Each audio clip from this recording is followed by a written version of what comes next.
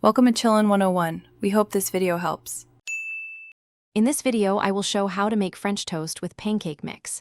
Combine 1 cup pancake mix, 3/4 cup milk, and 2 eggs to make a thick batter.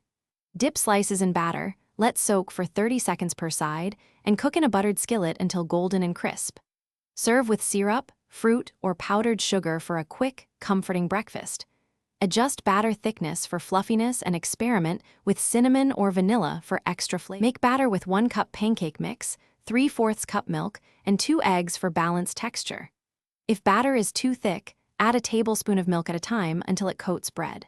For extra flavor, stir in a teaspoon cinnamon or a splash of vanilla. Use sturdy day-old bread for best soaking, and press slices gently so they absorb without falling apart. Cook quickly to retain moisture and avoid sogginess. Heat a skillet to medium and melt a tablespoon of butter before adding soaked slices. Cook each slice about 2 to 3 minutes per side until deep golden and slightly crisp, flipping once gently. Drain on a rack or paper towel to keep crispness, then top with syrup, fresh fruit, or powdered sugar for contrast. For a brunch upgrade, add bacon or a dollop of whipped cream alongside. Serve immediately while warm for best texture. Thanks for watching. Consider subscribing if we helped you.